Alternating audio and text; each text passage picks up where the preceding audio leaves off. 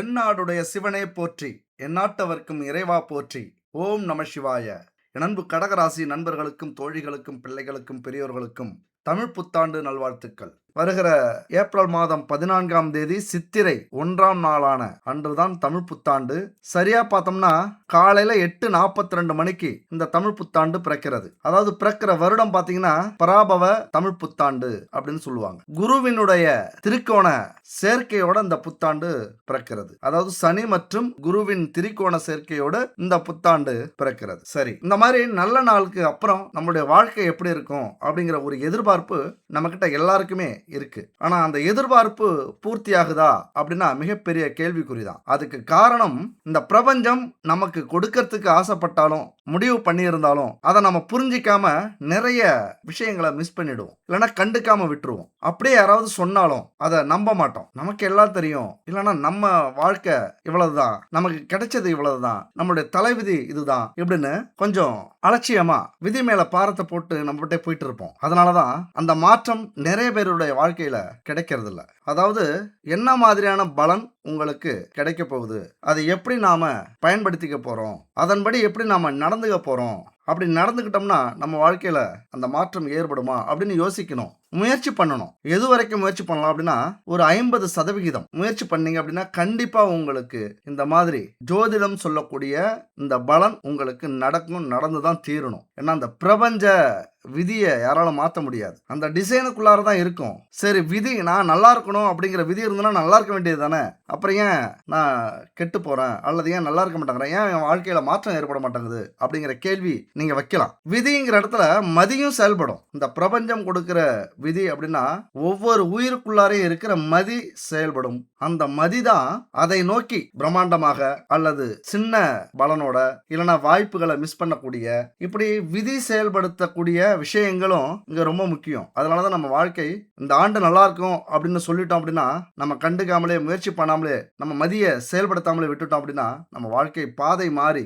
பெரிய இழப்பை சந்திப்போம். அதனால என் அன்பு நண்பர்களே, தோழிகளே, இந்த பிரபஞ்சம் உங்களுக்கு கொடுத்திருக்கிற பலனை அனுபவிக்க முயற்சி பண்ணுங்க, வாய்ப்புகளை பயன்படுத்த முயற்சி பண்ணுங்க. கண்டிப்பா உங்க வாழ்க்கை தலைகீழாக மாறும். இந்த புத்தாண்டே எதுக்கு பிறக்குது அப்படின்னா உங்களுக்கு இருக்கிற எல்லா பிரச்சனைகளும் தீர்ந்து போக, எல்லா கஷ்டங்களும் காணாம போக, எல்லா துன்பங்களும் விலகி போக, அதுக்கு தான் பிறக்குது. அப்ப இந்த புத்தாண்டு உங்களுக்கு என்ன பலனை கொடுக்க போகுது, எதுல கவனமா இருக்கணும், வழிபட வேண்டிய தெய்வம் என்ன, பரிகாரங்கள் என்ன, எப்படி நீங்க வாய்ப்புகளை பயன்படுத்தலாம், எந்தெந்த விஷயங்கள்லாம் உங்களுக்கு மிக பாசிட்டிவா இருக்கு, எந்தெந்த விஷயங்கள்ல நீங்க பார்த்து கவனமா இருக்கணும், யோகம்லாம் எப்படி இருக்கு, இப்படி பல விஷயங்களை பத்தி இந்த வீடியோல நம்ம ஆராய போறோம். கவனமா கடைசி வரைக்கும் அதிர்ஷ்டம் உள்ளவர்கள், யோகம் உள்ளவர்கள் இந்த ஆண்டு கண்டிப்பா நான் என்னுடைய வாழ்க்கை தரத்தை ஒரு படி மேல உயர்த்தி தான் நிறுத்துவேன். நான் இப்படியே வாழ்ந்துட மாட்டேன், எனக்குன்னு ஒரு வாய்ப்பு எப்ப கிடைக்கும்னு நான் இருந்தேன், அது இப்ப எனக்கு கிடைச்சிருச்சு அப்படின்னு நம்பிக்கையோட இருக்கிறவங்க, பார்த்துக்கிட்டு இருக்கிறவங்க இந்த வீடியோவை கடைசி வரைக்கும் பாருங்க. அதுக்கு முன்னாடி வழக்கமா நம்ம ஒரு விளம்பரத்தை பத்தி சொல்லுவோம். குட் பேபி எல்லா பாரம்பரியமான தானியங்கள், மூலிகைகளை வச்சு அவங்க பூஜை பொருட்கள், உணவுப் பொருட்கள், மசாலா பொருட்கள், ஹெல்த் பொருட்கள், weight loss powder, weight gain powder, இப்படி பல விதமான மக்களுக்கு ஆரோக்கியமான ப்ராடக்ட்டை தயாரிச்சுக்கிட்டு இருக்காங்க. பாரம்பரியமான முறையில எண்ணெய் வகைகள், பாரம்பரியமான முறையில நெய் கொடுக்கறது, இப்படி நிறைய ப்ராடக்ட் ரெடி பண்ணிட்டு இருக்காங்க. கண்டிப்பா வாங்கி பயன்படுத்துங்க. தரமானதா, சுத்தமானதா, எந்த ஒரு ப்ரிசர்வேட்டிவும் இல்லாம ஆரோக்கியமான பொருட்களை கொடுக்கறாங்க. வாங்கி பயன்படுத்தி பாருங்க. ஓகே, இப்ப விஷயத்துக்கு வரலாம். இந்த நேரத்துல கடகராசி நண்பர்களுடைய வாழ்க்கை ரொம்ப பரபரப்பா இருக்கும். இருக்கிற காலகட்டத்திலே மிக அதிகமான சோதனை காலகட்டமா இருக்கும். ஏன்னா சில முக்கியமான விஷயத்துல பிரச்சனை போயிட்டு இருக்கும். நீங்க எதை ரொம்ப நேசிச்சீங்களோ அதுல பிரச்சனைகளை சந்தித்து கொண்டு இருப்பீங்க, துரோகத்தை அனுபவிச்சுக்கிட்டு இருப்பீங்க, அல்லது கோர்ட்டு கேஸு இப்படின்னு அலைஞ்சுக்கிட்டு இருப்பீங்க, மனவேதனையில துடிச்சுக்கிட்டு இருப்பீங்க, நிம்மதி இழந்து தவிச்சுக்கிட்டு இருப்பீங்க.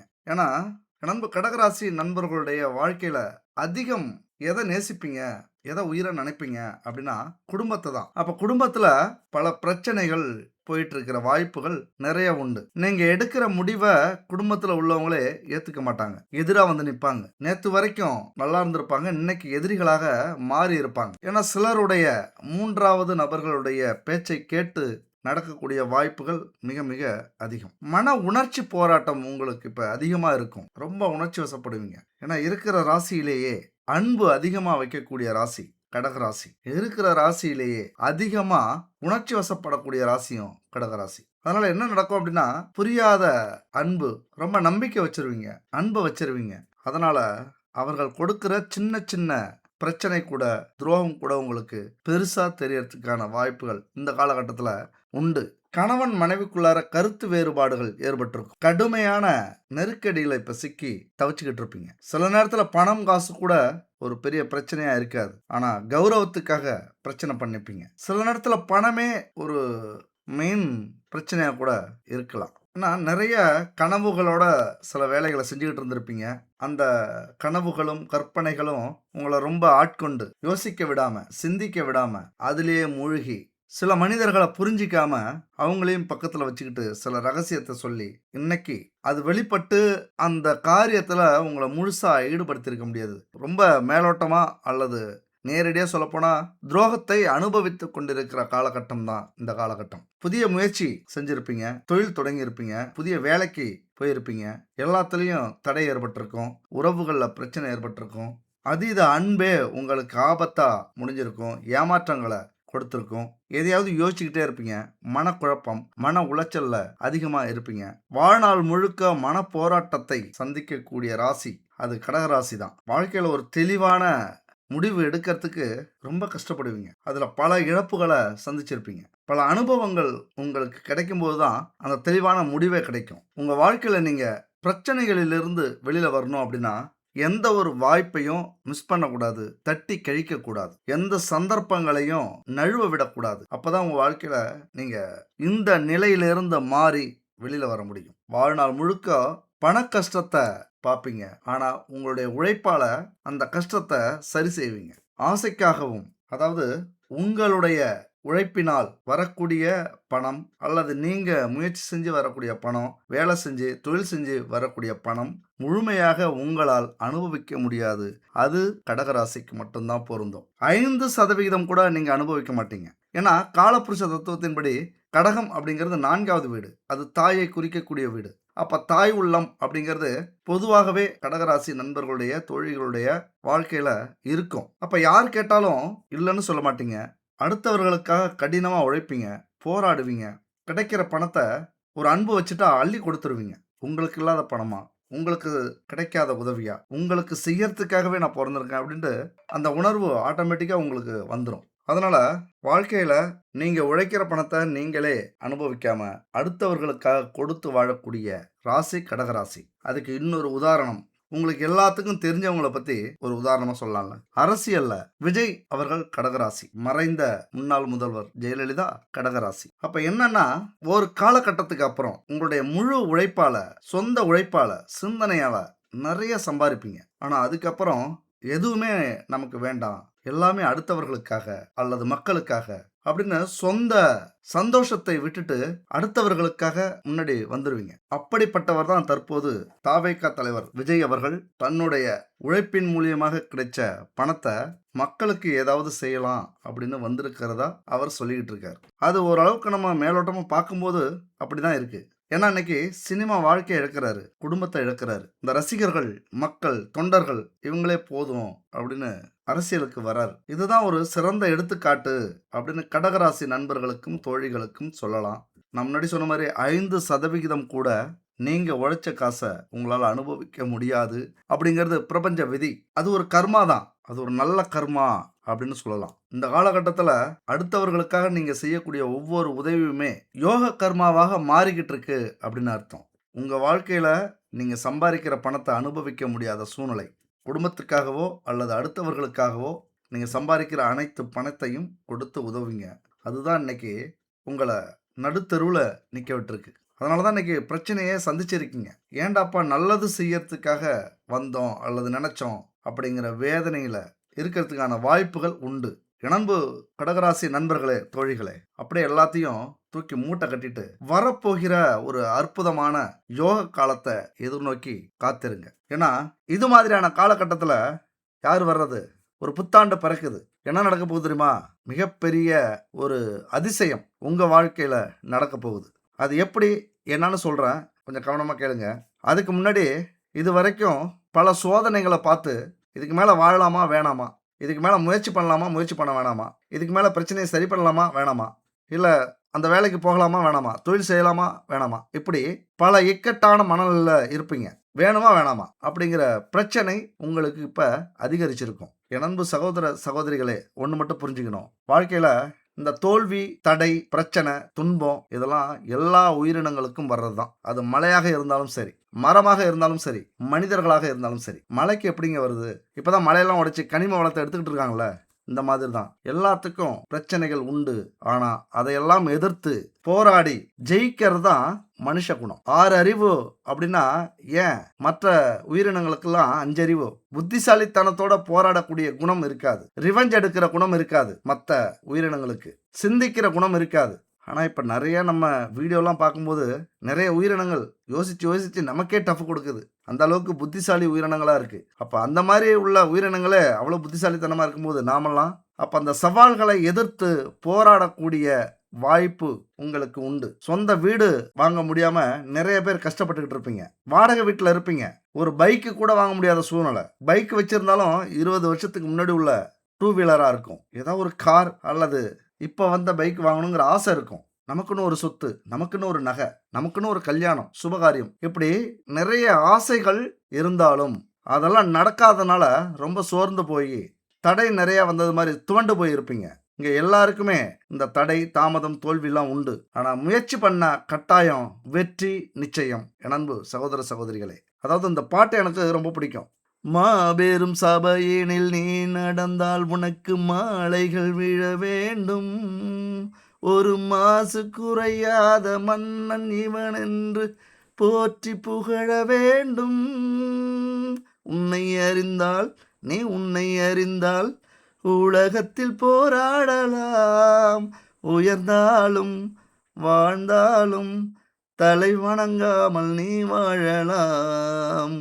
இந்த பாட்டு ரொம்ப பிடிக்கும். அதாவது உங்களை நீங்கள் புரிஞ்சுக்கிட்டீங்க, உங்களுக்குள்ளார இருக்கிற ப்ளஸ் மைனஸை தெரிஞ்சுக்கிட்டீங்க, உங்களால் நடந்த சம்பவங்களை பற்றி ஆராய ஆரம்பிச்சிங்க அப்படின்னா இந்த தோல்விகள், இந்த தடைகள் இதெல்லாம் உங்கள் பக்கமே வராது. இந்த தடங்கல்கள், தோல்விகள் எல்லாம் வாய்ப்புகளாக இந்த ஆண்டு மாறப்போகுது. இந்த புத்தாண்டு உங்களுக்கு வாய்ப்பு கொடுக்குற ஒரு ஆண்டு.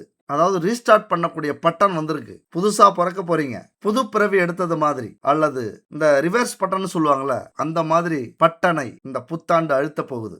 இன்னொரு முறை இந்த வாய்ப்பை தவற விடாதீர்கள். அதாவது வாய்ப்பு கிடைச்சா மிஸ் பண்ணக்கூடாதுங்கிறதுக்கு ஒரு கதை சொல்றேன், ஷார்ட்டா சொல்றேன். ஒரு ஊர்ல ஒரு மன்னன் இருந்தாராம். தன்னுடைய மக்கள் சுறுசுறுப்பா இருக்காங்களா, சோம்பேறியா இருக்காங்களா, கடின உழைப்பாளிகளா இருக்காங்களா அப்படின்னு தெரிஞ்சுக்கிறதுக்காக முயற்சி பண்றாரு. ஒரு நாள் மக்கள் நடமாட்டம் இருக்கிற ஒரு பாதையில ஒரு பெரிய பாறாங்கல்ல தூக்கி வச்சுட்டார். அந்த வழியில போற யாருமே அதை கவனிக்கவே இல்லை. திட்டிட்டு போறாங்க, மன்னன் சரியான ஆட்சி செய்யல, இது சரியில்லாத ஆட்சி, ரோடே சரியில்லை, சாலை பராமரிப்பு இல்லை, இப்படி திட்டிட்டு போகிறாங்களே தவிர, குறை சொல்லிட்டு போகிறாங்களே தவிர அந்த கல்லை ஏதாவது செய்யணும்னு யாருக்குமே தோணலை. கடைசி அந்த வழியாக ஒரு விவசாயி வராரு. அந்த பாறையை பார்த்து உடனே தூக்கிட்டு வந்த சுமையெல்லாம் வச்சுட்டு அந்த பாறையை கொஞ்சம் கொஞ்சமாக தள்ளி ஓரத்தில் வைக்கிறாரு. திரும்பி பார்த்தா அந்த பாறை ஏற்கனவே இருந்த இடத்துல ஒரு மூட்டை முடிச்சு ஒன்று இருக்கு, சின்ன முடிச்சா. அந்த பாறைக்கு அடியில் இருந்திருக்கும் போல. அதை எடுத்து பார்க்கறாரு, பொற்காசுகள் நிறைய இருக்கு. அப்பதான் மறைஞ்சிருந்து வந்த அந்த மன்னன் பாராட்டுறாரு. இதையெல்லாம் மக்கள் பார்க்கறாங்க. உழைப்புக்கு என்னைக்குமே ஊதியம் உண்டு. தடையை தாண்டி போறதும் அதை சந்திச்சு விளக்கிட்டு போறதும் நம்ம கையில இருக்கு. தடை இருந்தா அந்த பாதை விட்டுட்டு வேற பாதையில போகக்கூடாது, தடையை உடைச்சிட்டு போகணும். ஏன்னா நமக்கான பாதையை நம்ம தேர்ந்தெடுத்துட்டோம். அங்கதான் நமக்கான வெற்றி கண்டிப்பா இருக்கும். எல்லாரும் போறது மாதிரியே இந்த விவசாயி போயிருந்தாலும் பொற்காசுகள் கிடைச்சிருக்காது. அப்ப அந்த தடையை தகர்த்து எறிகிறார், பொற்காசு கிடைக்குது. இதுதான் மனுஷ இயல்பு. கடகராசிக்கு உச்சம் பெற்ற குரு பகவான் உங்க ராசியிலேயே வரப்போறார். 9ல் இருக்கக்கூடிய சனி பகவானை அவர் பார்க்கிறார். இனிமே பாக்கியமோ பாக்கியம், இனிமே உங்க ராஜ்யம் தான், உங்கள் ராஜாங்கம் தான். அதாவது நீங்க எந்த சூழ்நிலையில இருந்தாலும் சரி கவலைப்படாதீங்க, இனிமே ஜெயிக்க போறது நீங்க தான். அதாவது பணபர ஸ்தானம் அப்படின்னு சொல்லுவாங்க. 2, 5, 10, 11 இந்த ஸ்தானத்தை ஆக்டிவேட் பண்ண போறீங்க. கோடி கோடியா சம்பாதிக்க போறீங்க. அப்படியான ஒரு அற்புதமான காலகட்டம். வாழ்க்கை மிக சிறப்பா இருக்க போகுது. பட்ட கஷ்டமெல்லாம் தீரப்போகுது. காசு பணம் அபரிதமா கொட்டுன்னு கொட்ட போகுது. நிறைய இனிமே சிந்திக்க ஆரம்பிப்பீங்க. நிறைய மனிதர்களை புரிஞ்சுக்கிட்டீங்க. கெட்டவங்கெல்லாம் யாருன்னு லிஸ்ட் போட்டு இந்த காலம் உங்களுக்கு காட்டிடுச்சு. இந்த பிரபஞ்சம் யார் கெட்டவங்க, யார் நல்லவங்க, யார் துரோகி, யார் உண்மையான நண்பர்கள் எல்லாரையும் இந்த காலம் உங்களுக்காக தனித்தனியா லிஸ்ட் போட்டு குடுத்துருச்சு. இதுக்கு மேல தான் உங்க ஆட்டத்தையே நீங்க ஆரம்பிக்க போறீங்க. கல்வி படிக்கிற மாணவர்களுக்கு, வேலை தேடுற இளைஞர்களுக்கு, திருமணத்துக்காக காத்திருக்கிற ஆண்கள், பெண்களுக்கு, திருமண வாழ்க்கையை வாழ்ந்துகிட்டு இருக்கிற அத்தனை குடும்பஸ்தர்களுக்கும், வேலைக்கு போய் கஷ்டப்பட்டுக்கிட்டு இருந்த, தொழில்ல லாபம் இல்லாம கஷ்டப்பட்டுக்கிட்டு இருந்த அத்தனை உத்தியோகஸ்தர்களுக்கும், தொழிலாளர்களுக்கும் மிகப்பெரிய யோகத்தை இந்த தமிழ் புத்தாண்டு கொண்டு வந்து கொடுத்திருக்கிறது. முன்னேற்ற பாதையில் பயணிக்க போறீங்க. நல்ல நண்பர்கள் கிடைப்பாங்க. கெட்ட நண்பர்கள் ஓடி விலகுவாங்க. வெளிநாட்டு பணம் கிடைக்கும். உங்களுடைய தந்தைக்கு ஏதாவது பிரச்சனை இருந்தால் சரியாகும். அவங்களால உதவி கிடைக்கும். நிறைய தலைமை பொறுப்புகள் தேடி வரும். இந்த காலகட்டத்தில் அரசியலில் இருந்தீங்க அப்படின்னா நீங்கள் தான் இந்த மே மாதம் 4ஆம் தேதி வெற்றின்னு வர்றதுக்கான வாய்ப்புகள் கூட உண்டு. நீங்கள் எந்த இடத்துல இருந்தாலும் சரி, அல்லது எந்த கட்சிக்கு ஆதரவு கொடுத்துட்டு இருந்தாலும் சரி, நீங்க இருக்கிற கட்சி அல்லது நீங்க நம்புற கட்சி அல்லது நீங்க போட்டியிடுற கட்சி தான் ஜெயிக்க போகுது இந்த 2026. அரசியல்ல மிக ஒரு அற்புதமான காலகட்டம் அப்படின்னு சொல்லலாம். ஏன்னா பாக்கியஸ்தானத்துல சூரியன் இருக்கிறார், பாகிஸ்தானத்துல சனி இருக்கிறார், கர்மக்காரகன். அந்த சூரியன் நீங்க ஒரு நேர்மையாளர், கருணை குணம் கொண்டவர், நல்ல ஆன்மா, நல்ல கர்மாவை சம்பாரிச்சு வச்சிருக்கீங்க அப்படின்னு இந்த உலகத்துக்கு காட்டி உங்களை ஜெயிக்க வைக்க போகுது. உண்மையாவே அரசியல்ல ஈடுபட தகுதியான ராசி எதுன்னா அது கடகராசி தான். வகையா பிரிப்பாங்கல்ல, ஃபர்ஸ்ட், 2, செகண்ட், தேர்டு அப்படின்னு. அப்படி முதல் தர ராசி கடகராசி தான். ஏன்னா தாயுள்ளம் கொண்டவர்களால் மட்டும்தான் அடுத்தவங்களுக்கு உதவி செய்ய முடியும். அது உங்களுக்கு தான் உண்டு. அரசியல்ல ஜொலிக்கலாம். கலைத்துறையை சேர்ந்தவங்களுக்கு மிகப்பெரிய முன்னேற்றம் கிடைக்கக்கூடிய வாய்ப்புகள் நிறைய உண்டு. முதலீடுகள் அதிகரிக்க போகுது. குடும்ப நலன் ரொம்ப அதிகமா இருக்கும். நீங்க எடுக்கிற ஒவ்வொரு விஷயமும் வெற்றி பெறுவதற்கான வாய்ப்புகள் இனிமே ஒன்றுனா நடக்கும். உங்களுக்கு வாய்ப்பு கிடைச்சா திருச்செந்தூர் முருகன் கோவிலுக்கு போயிட்டு வாங்க. அது ஒரு குருஸ்தலம் அப்படின்னு சொல்லுவாங்க. உச்சம் பெற்ற குருவின் யோகம் உங்களுக்கு அப்படியே கிடைக்கும். இதுவரைக்கும் இப்படியான வளர்ச்சியை நீங்க பார்த்துருக்கவே மாட்டீங்க. உங்க வாழ்க்கையில மட்டும் இல்ல, யாருடைய வாழ்க்கையிலும் சரி. அப்படி ஒரு சம்பவம் நடக்க போகுது. இதெல்லாம் நடக்குமா நடக்காதா அப்படின்னு தவிச்சிங்களோ அதெல்லாம் அசால்ட்டா நடக்க போகுது. இது கனவா நனவா அப்படின்னு யோசிக்கிற அளவுக்கு ஒவ்வொரு விஷயமும் நடக்க போகுது. ஏன்னா 8ஆம் வீட்டுல ராகு இருந்து உங்களுடைய ராசி அதிபதி புத்தாண்டு அன்னைக்கு ராகுவோட இருக்கார். பல அதிர்ஷ்டங்களை, யோகங்களை, ஜாக்பாட்டுகளை கொடுக்க போகிறார். உங்களுடைய சிந்தனை அதிவேகமா இருக்கும். அது வெற்றியை கொடுக்கும். திருமணம் யாருக்கெல்லாம் நடக்கலையோ கண்டிப்பா இந்த ஆண்டு நடக்கிறதுக்கான வாய்ப்புகள் உண்டு. ஏன்னா பாகிஸ்தானத்துல புதன் இருக்காரு. உங்க ராசிக்கு வந்ததுக்கு அப்புறம், அதாவது ஜூன் மாசத்துக்கு அப்புறம் புதனை பார்க்கறதுக்கான அல்லது பாக்கியஸ் வீட்டை பார்க்கறதுக்கான வாய்ப்புகள் நிறைய இருக்கிறதுனால கண்டிப்பா திருமணம் உண்டு. அது மட்டும் இல்ல, 5ஆம் வீட்டை குரு பார்க்கறாரு. குழந்தை பாக்கியம் உண்டு. மிகப்பெரிய யோகம்ங்க அது. இது வரைக்கும் குழந்தை பாக்கியம் இல்லை அப்படின்னு நினைக்கிறவங்களுக்கு கண்டிப்பா குழந்தை பாக்கியம் உண்டு. சரி, இன்னும் எங்களுக்கு கல்யாணம் நடக்கல, நாங்க எங்க குழந்தை பாக்கியத்துக்கு போறது அப்படின்னு நினைக்கிறீங்களா? அப்ப நீங்க என்ன புரிஞ்சுக்கணும், உங்களுக்கு கல்யாணம் நடக்க போகுது, உங்களுக்கும் குழந்தை பிறக்க போகுது அப்படின்னு அர்த்தம். இது ஒரு கண்ணா 2 லட்டு தீங்க ஆசையா அப்படிங்கிற கணக்கு இது. அதனால அப்படிப்பட்ட யோகம்லாம் நடக்க போகுது.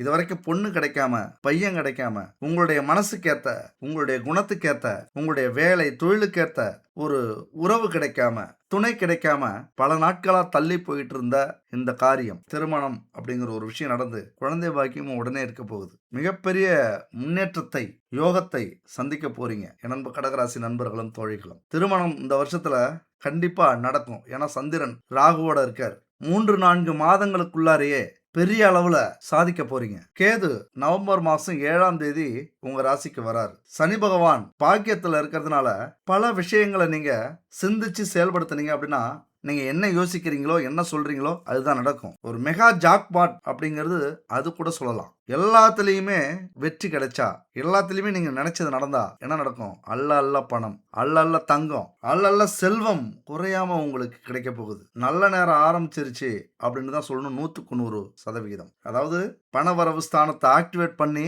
கோடி கோடியா பணத்தை நீங்க அள்ள போறீங்க. உங்க வீட்டில் உள்ளவங்க நகை வாங்க போறாங்க.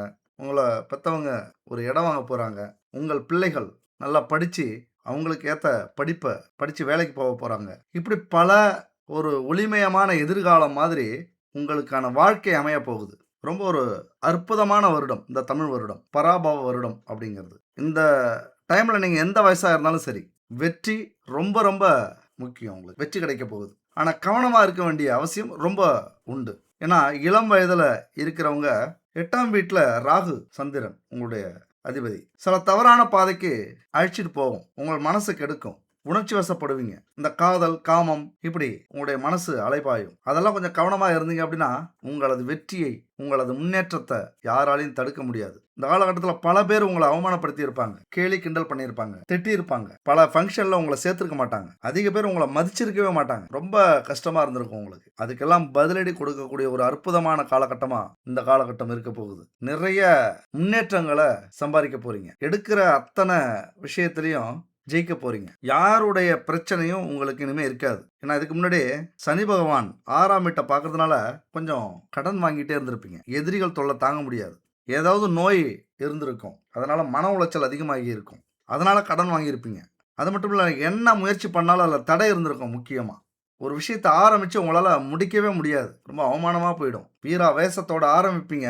ஆனா அது முடியாம கண்டுக்காம போயிடுவீங்க. அந்த அளவுக்கு தடை நீங்க எடுக்கிற அத்தனை முயற்சியிலையும் இருக்கும். அதோட கிடைக்கிற லாபம் எல்லாம் கரெக்டா வரவுக்கும் செலவுக்கும் சரியா இருக்கும். லாபம் அப்படிங்கிறது ஒன்று பார்க்காமலே இருந்திருப்பீங்க. தமிழ் வருஷம்ங்கிறத அதுதான் சொல்லவே முடியல. எவ்வளவு வேணாலும் உயர்த்தி சொல்லலாம். எவ்வளவு வேணாலும் சொல்லிக்கிட்டே போகலாம். அது கிடைக்க போகுது, இது கிடைக்க போகுது, அப்படியாக போறீங்க, இப்படியாக போறீங்க, மன்னனாக போறீங்க, அரசனாக போறீங்க, பெரிய தொழிலதிபராக போறீங்க, அடுத்து பெரிய அரசியல்வாதியாக போறீங்க, எம்எல்ஏ ஆக போறீங்க. இப்படி என்ன வேணாலும் உங்களை சொல்லிக்கிட்டே போகலாம். எல்லாத்துக்குமே ஒர்த்து உண்டு. எல்லாத்துக்குமே தகும். ஏன்னா உச்சம் பெற்ற குரு அப்படிங்கிறது சாதாரணமா அந்த விஷயம் கிடையாது. அப்படியே நடக்கக்கூடியது. நார்மலான குரு பார்வைக்கே பவர் அதிகம். கோடி புண்ணியம் உண்டு அப்படின்னா உச்சம் பெற்ற குரு பார்வையின் பலன் சொல்லவே தேவையில்ல. எப்படி இருக்கும்? சொல்லவே தேவையில்ல. ராக்கெட் மாதிரி தான் இருக்கும். ஷார்ப்பா இருக்கும். தெளிவா இருக்கும். ஒரு பர்ஃபெக்ட் அப்படின்னா அதுக்கு தான் அர்த்தம். ரொம்ப வேகமா இருப்பீங்க. ரொம்ப சுறுசுறுப்பா இருப்பீங்க. தன்னம்பிக்கை அதிகரிக்கும். இத்தனை நாள் நம்ம அமைதியா இருந்துட்டோமே, மிஸ் பண்ணிட்டோமே, தாமதிச்சிட்டோமே, இதெல்லாம் செய்யாம விட்டுட்டோமேங்கிற அந்த எண்ணம் உங்களுக்கு வரப்போகுது. இவ்வளவு ஈஸியா இருக்குதே இந்த விஷயத்துல. அது எதை நீங்க செஞ்சாலும் சரி. ரொம்ப தெளிவா அட்டாக் பண்ண போறீங்க. ரொம்ப ஷார்ப்பா இருக்க போறீங்க. உங்களுடைய குழந்தைகள் அல்லது உங்களுடைய பெற்றோர்கள் அல்லது உங்களுடைய குடும்ப கௌரவம் காப்பாற்றப்படும், மீட்கப்படும். பெருமையா பேசிப்பாங்க பாருங்க உங்களை பத்தி இந்த வருஷம். அப்படி தலை நிமிர்ந்து நடக்க போறீங்க. உச்சி கொட்ட போறாங்க உங்களை பார்த்து. அப்படியான ஒரு மாற்றம் உங்க வாழ்க்கையில நடக்க போகுது. ஏன்னா நீங்க சாதாரண வாழ்க்கை வாழல. ஒரு போராட்டம் மிகுந்த வாழ்க்கை தான். அவமானப்பட்ட வாழ்க்கை தான். அதுக்குத்தான் அந்த காலகட்டத்தில் பதிலடி கொடுக்க போறீங்க. அதோட பிரச்சனையாவே இருந்த குடும்பத்துல ஒரு அன்பு, அந்யோன்யம், ஒரு மரியாதை வரப்போகுது. தப்பா நினைச்சிட்டேன் அப்படின்னு கணவனும், என்னை மன்னிச்சிருங்க அப்படின்னு மனைவியும் உங்களை நோக்கி உங்களை தேடி வருவார்கள். உங்களுடைய உள்ளம் இந்த காலகட்டத்தில் தெரியும். உங்களுடைய மனசு என்னன்னு புரியும். செஞ்ச அத்தனை தப்புக்கும் பரிகாரத்தை தேடி வருவாங்க. நீங்க தப்பே செய்யல, உங்க பக்கம் தப்பே இல்லை அப்படின்னு புரிஞ்சுக்கிட்டு உங்களை நாடி வரக்கூடிய காலகட்டம் இது. அது யாரா இருந்தாலும் சரி. நெருங்கிய சொந்தம், நெருங்கிய அன்பு, நெருங்கிய உறவு, இப்படி உங்க மேல கோவப்பட்டு தான் போயிருப்பாங்க. அவமானப்படுத்திட்டு போயிருப்பாங்க. அவங்களெல்லாம் மன்னிச்சு சேர்த்துக்க போறீங்க இந்த காலகட்டத்தில். அது மட்டும் இல்ல, மிக கொடுத்து வைத்தவர்கள். மொத்தமா எப்படி பார்த்தாலும் ஒரு அற்புதமான காலகட்டம். பொருளாதாரத்துல, குடும்பத்துல, வேலையில, தொழில்ல, இப்படி மிகப்பெரிய மாற்றத்தையும் ஏற்றத்தையும் உங்க கண்ணு முன்னாடி நீங்க பார்க்க போறீங்க. இதெல்லாம் கிடைக்குமா அப்படின்னு நினைச்சது அப்படியே நடக்க போகுது. மிகப்பெரிய ஒரு மாற்றம் இந்த காலகட்டத்தில் உங்களுக்கு கிடைக்கணும் அப்படின்னா ஆன்மீக வழிபாடு, ஆன்மீக தேடல் அப்படிங்கிறது ரொம்ப முக்கியம். என்னதான் நம்ம உழைச்சி சம்பாரிச்சாலும் நம்ம கூட இறைவனும் இருக்கணும். இறைவனுடைய சக்தி இருக்கணும். அந்த பாசிட்டிவ் எனர்ஜி இருக்கணும். அப்பதான் எதையுமே சாதிக்க முடியும். நம்ம நினைச்சது நடக்கும். பாசிட்டிவா நினைச்சீங்க அப்படின்னா அது நடக்கும். அதுக்கு இறை சக்தி ரொம்ப ரொம்ப முக்கியம். அந்த இறைவன் இல்லாம ஒரு அணு கூட இங்க அசையாது. நீ வேணா முயற்சி பண்ணி பாருங்க. உலகத்துல நிறைய பேரை எடுத்துக்காட்டா சொல்லலாம். அரசியல்வாதிகள் அல்லது நாத்திகவாதிகள் அப்படின்னு. அவங்களாம் எந்த அளவுக்கு வீட்டில் சாமி கும்பிட்றாங்க, எந்த அளவுக்கு ஆன்மீகத்தில் ஈடுபட்டிருக்காங்க, இறை வழிபாடு நடத்துகிறாங்க அப்படின்னு நமக்குலாம் யாருக்குமே தெரியாது. முட்டி போட்டு பரிகாரம் பண்ணிட்டு இருப்பாங்க. இல்லைன்னா அவர்களுக்காக அவர்களுடைய குடும்பத்தில் உள்ளவங்க பரிகாரம் பண்ணுவாங்க. கோவில் கோவிலாக அலைவாங்க. அதனால் அவங்களெல்லாம் பார்த்துட்டு நீங்கள், நான் நாத்திகவாதி, அறிவாளி, அறிவியல் முறைப்படி தான் நான் செயல்பட போகிறேன், இந்த உலகத்தில் அறிவியல் தான் சிறந்தது. அறிவியல்லாம் என்னைக்கு வந்தது? இந்த அறிவியலும் ஆன்மீகத்தின் குழந்தை தான், ஆன்மீகத்தின் பிள்ளை தான். அதனால் எந்த அளவுக்கு இறை வழிபாடு உங்கள் வாழ்க்கையில் வருதோ அந்த அளவுக்கு உங்கள் வாழ்க்கையில் முன்னேற்றமும் அமைதியும் நிம்மதியும் கிடைக்கும். சரிங்க, பரிகாரத்துக்கு வருவோம். பரிகாரம் அப்படிங்கிறது நாம் செஞ்ச செயல்களுக்கு சில பாவங்கள் சேர்ந்துருக்கும். அந்த பாவத்தால் தான் நம்ம வாழ்க்கையில் ஒரு வயசு வரைக்கும் நம்மளால் முன்னேறவே முடியாது. காரணம் என்னன்னு தெரிஞ்சுங்க. பிறந்த உடனே எல்லாரும் கோடீஸ்வரனாக பிறந்திருக்க மாட்டாங்க. ஏழையா பிறந்து குடும்பத்துல பெரிய கஷ்டப்பட்டு அவஸ்தைப்பட்டு அவமானத்தை சந்திச்சு போகாத இடமெல்லாம் போய் செய்யாத வேலையெல்லாம் செஞ்சு படாத அவமானத்தை எல்லாம் பட்டு ஒரு 35-40 வயசுக்கு மேல என்ன பண்ணுவாங்க, வாழ்க்கையில ஜெயிப்பாங்க. அதுக்கு மிக முக்கிய காரணம் என்னன்னா, முன் செஞ்ச பாவங்கள், நம்முடைய முன்னோர்கள் செஞ்ச பாவங்கள், இதெல்லாம் நம்ம ஒரு 20-30 வருஷம் அனுபவிச்சுட்டு அதுக்கப்புறம் வாழ்க்கையில நாம முன்னேறுறோம். கெட்ட கர்மாவை தீர்த்துட்டு நல்ல கர்மாவை அனுபவிக்க ஆரம்பிக்கிறோம். அதனால இந்த தலைமுறையில எந்த பாவங்களும் நம்ம செய்யக்கூடாது. முதல் விஷயம். 30-35 வயசு வரைக்கும் அனுபவிக்கிறோம். 2வது விஷயம். அப்படியே இதெல்லாம் புரிஞ்சுக்கிட்டீங்க அப்படின்னா, இந்த பரிகாரங்கள செஞ்சீங்க அப்படின்னா, அந்த பாவங்கள்லாம் போகும். மிக முக்கியமா 25 வயசு உங்களுக்கு ஆகுது. இன்னும் நான் 35, 40 வயசு வரைக்கும் வெயிட் பண்ணணுமா நான் முன்னேறதுக்கு? அப்படின்னு நீங்க கேட்கலாம். அப்பதான் என்னுடைய பாவம் தீருமா? அப்படின்னு கேட்கலாம். அதுக்கு தான் இந்த பரிகாரம். நாமளே வருத்திக்கிறோம் அவ்வளோதான். அதாவது நம்முடைய பாவங்கள் போகணும் அப்படின்னா அந்த பரிகாரத்தை செய்யுங்க. என்ன செய்யலாம் அப்படின்னா, தமிழ்நாட்டுல ஈசனுக்கான பஞ்சபூத ஸ்தலங்கள் இருக்கு. பஞ்சபூதங்களுடைய அருள் நமக்கு கிடைச்சிருச்சு அப்படின்னா, நாம எல்லா வினைகளையும் தீர்த்து, எல்லா கர்மாவையும் தீர்த்து நம்ம வாழ்க்கை மிக சிறப்பா இருக்கும். அதெல்லாம் போகணும் அப்படின்னா, தமிழ்நாட்டுல சிவனுடைய பஞ்சபூத தலங்கள் இருக்கு. திருவானைக்காவல் இது நீர்ஸ்தலம், சிதம்பரம் ஆகாய ஸ்தலம், காஞ்சிபுரம் நிலஸ்தலம், திருவண்ணாமலை நெருப்பு ஸ்தலம், காளஹஸ்தி காற்று ஸ்தலம். இந்த 5 ஸ்தலங்களுக்கும் முடிஞ்சா போகலாம். இல்ல எங்களால 5 இடத்துக்கும் தனித்தனியா போக முடியாது, கொஞ்சம் வசதி இல்ல அப்படின்னா, அடுத்த பரிகாரமா இந்த 5 ஸ்தலமும் ஒரே இடத்துல இருக்கு. அது எங்க இருக்குன்னா மதுரையில இருக்கு. அது எந்தெந்த கோவில்? நீர் ஸ்தலமாக திருவாப்புடையார் கோவில், ஆகாய ஸ்தலமாக பழைய சொக்கநாதர் கோவில், நிலஸ்தலமாக இன்மையில் நன்மை தருவார் கோயில், நெருப்பு ஸ்தலமாக தென் திருவாலவாயர் கோவில், காற்று ஸ்தலமாக முத்தீஸ்வரர் கோவில் அப்படிங்கிற இந்த 5 கோவில் மதுரையை சுத்தியே இருக்கு. இதை எழுதிக்கிங்க. 5 இடத்துக்கு போக முடியல அப்படின்னா ஒரே ஊர்ல மதுரையில போய் இந்த 5 இடத்தையும் பார்த்தீங்க அப்படின்னா அந்த பஞ்சபூத அருள் உங்களுக்கு கிடைச்சிரும். இது கிடைச்சிட்டாலே உங்க வாழ்க்கையில எல்லாமே நீங்க சாதிப்பீங்க. எல்லாமே கிடைச்சிரும். கோடீஸ்வரர் ஆவது 101% உண்மை. சரிங்க, எங்களால மதுரைக்கு போக முடியல, வேற ஏதாவது இருக்கா அப்படிங்கிறவங்களுக்கு ஒரு எளிமையான வீட்டுல பரிகாரம், இதையாவது தயவு செஞ்சு செய்யுங்க. இந்த பரிகாரத்தை நீங்க செய்றீங்க அப்படின்னா பஞ்சபூதங்கள் சக்தி அதிகரிக்கும், வீட்டுல நேர்மறை ஆற்றல் அதிகரிக்கும், பிரச்சனையே வராது. என்ன செய்யணும் அப்படின்னா, பஞ்சதீப எண்ணெய் கேள்விப்பட்டிருப்பீங்க. பசு நெய், விளக்கெண்ணெய், வேப்பெண்ணெய், இலுப்பெண்ணெய், தேங்காய் எண்ணெய், இப்படி 5 எண்ணெயை கலந்த பஞ்சதீப எண்ணெய் மிகப்பெரிய சக்தி வாய்ந்தது. நம்ம நெய் ஊற்றுவோம், நல்லெண்ணெய் ஊற்றுவோம் தீபத்துக்கு. ஆனால் அந்த 5 எண்ணெயை வாங்கி ஊற்றுறீங்க அப்படின்னா பஞ்சதீபத்துடைய அருள் பரிபூரணமாக கிடைக்கும். பல சாபங்கள் தீரும். இந்த எண்ணெயை வாங்கிக்கிங்க. பரிகார நேரம்னு பார்த்தீங்கன்னா வெள்ளிக்கிழமை, செவ்வாய்க்கிழமை, இந்த 2 கிழமையில காலையில் 6 மணி இல்லைன்னா மாலை 6 மணி, இந்த 2 டைம் எடுத்துக்கங்க. வழக்கம் போல் காலையாக இருந்தால் குளிச்சுட்டு வீட்டை சுத்தம் பண்ணிட்டு நல்ல ட்ரெஸ்ஸு, புது ட்ரெஸ்ஸாக இருந்தாலும் துவைச்ச ட்ரெஸ்ஸாக இருந்தாலும் உடுத்திக்கிட்டு கோல மாவால் வாசலில் கோலம் போட்டுட்டு பூஜை அறையில் தீப தூபம்லாம் ஏற்றிக்கிங்க. பூஜை அறை இல்லையா, நீங்கள் ஏதோ இடத்துல சாமி போட்டால் வச்சுருப்பீங்க, அங்கெல்லாம் தீப தூபம் ஏற்றிக்கிங்க. வீட்டில் வெள்ளி செவ்வாய் இல்லைன்னா எல்லா நாளுமே முடிஞ்சா ஒரு சாம்பிராணி புகை ஏற்றி விடுங்க, ஊதுபத்தி ஏற்றி விடுங்க. இல்லைன்னா பஞ்சகாவிய விளக்கு, பஞ்சகாவிய சாம்பிராணி இதெல்லாம் இருக்கு. இதெல்லாம் வாங்கி எப்பொழுதுமே டெய்லியும் ஏற்றத்துக்கு பாருங்க. வீட்டில் எந்த ஒரு கெட்ட சக்தியும் எதிர்மறை சக்தியும் வீட்டுக்குள்ளார வரவே கூடாது. அது இருந்துச்சுன்னா இந்த சாம்பிராணி, இந்த புகையாலே காணாம போயிடும். இந்த பஞ்சகாவிய விளக்கு சாம்பிராணி இருக்குல்ல, அதெல்லாம் ஹோமம் வளர்க்கறதுக்கு ஈக்குவலான பொருள். உங்களுக்கு தரமானதா பக்கத்தில் கிடைக்கல அப்படின்னா, நான் முன்னாடி சொன்னது மாதிரி குட் பேபி ஜெய்சான் இந்த கம்பெனியில் கான்டெக்ட் பண்ணி வாங்கிக்கிங்க. எல்லாமே இருக்கு, நல்லாவே இருக்கு. பாரம்பரியமான சுத்தமான கலப்படம் இல்லாத பொருட்களாக தயாரித்து கொடுத்துக்கிட்டு இருக்காங்க. ஒரு 60-70 பொருட்கள், இன்னும் அவங்கள்ட்ட 100 பொருட்கள் மேலே வரப்போகுது. குடும்பத்துக்கு தேவையான அத்தனை பொருட்களும் கலப்படம் இல்லாமல் கொடுக்கணும் அப்படிங்கிறத அவங்களுடைய கொள்கையாக சொல்கிறாங்க. வாங்கி பயன்படுத்தி பாருங்க. அவங்கள்ட்ட இந்த பஞ்சதீப எண்ணெயும் இருக்குது, இந்த தீப பொருட்களும் இருக்குது, பூஜை பொருட்களும் இருக்குது. அதனால் வாங்கி பயன்படுத்தி பாருங்க. சரி, தீப தூபம் ஏற்றிக்கிட்டு பஞ்சதீப எண்ணெயை ஊற்றி 5 முகம் கொண்ட விளக்கா இருந்தால் ரொம்ப நல்லது. ஏன்னா பஞ்சதீப எண்ணெய்னா பஞ்சபூதங்களுக்கான பரிகாரம் அது. அதனால 5 முக விளக்க ஏற்றிக்கிட்டு அப்படி உட்காருங்க. நல்லா வேண்டிக்குங்க. குலதெய்வத்தை, இஷ்ட தெய்வத்தை, நவக்கிரகங்களை, லட்சுமி தேவிகளை, 30 முக்கோடி தேவர்களை, அதே போல் பிரபஞ்சத்தை வேண்டிக்கிட்டு இந்த மந்திரத்தை கடைசியாக சொல்லுங்க. மகாலட்சுமி மந்திரம். மகாலட்சுமி செல்வத்துக்கு அதிபதி. இந்த மந்திரத்தை 108 முறை சொல்லணுங்க.